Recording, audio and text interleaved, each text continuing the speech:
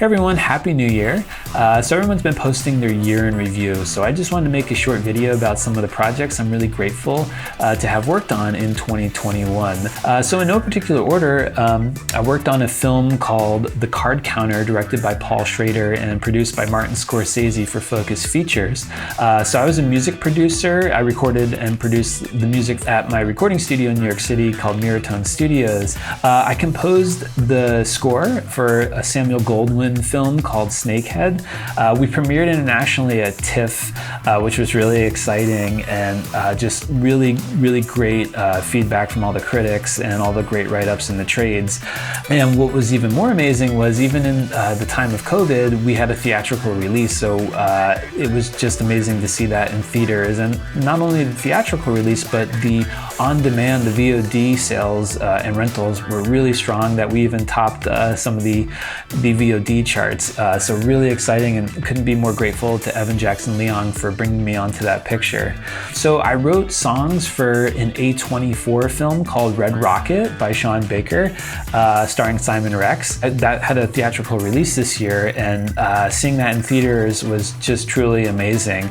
I wrote comedy song for RuPaul's Drag Race All-Stars on Paramount Plus. I co-wrote it with celebrity Pandora Box. Plus the song was number 2 on the iTunes comedy charts. I scored an original for Out TV, the first LGBTQIA network television station. So I was really honored to compose some heartfelt music from my friend Peppermint for the first episode in the series called Girl Like Me. Also, a film I scored called Huracan, which is on HBO Max, got a whole new life this year too. It got picked up in a lot of other territories that don't necessarily have HBO Max. So now we're all over the world, and I couldn't be more excited about all the continued interest in that picture. Another project I worked on was called Kid Correspondent. I got to work with Participant and YouTube Originals. We did the pilot episodes in 2020, but they were successful, so it went into production. I also produced an album for celebrity Honey Davenport, which features some of the biggest names in international drag music. And I also produced a song for Novazar from the new Paramount Plus singing competition show.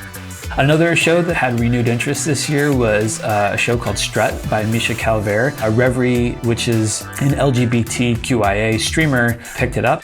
Aside from all of these great films and television shows that have distribution, I worked on a huge amount of shorts, pilots, and indie features this year, and I just wanted to thank all of the filmmakers who had me on those projects with them. Some of them did so well as to even go to Cannes, and lots of them, almost all of them, went to so many festivals. To name a few of them: Cartas para Axel, Redemption, Relentless, Alpha Beta, Laura Needs Healthcare Homies, Contretemps, Trash Salad, Plant Moms, Caged and Wild, The Tea, Camp Greenwood.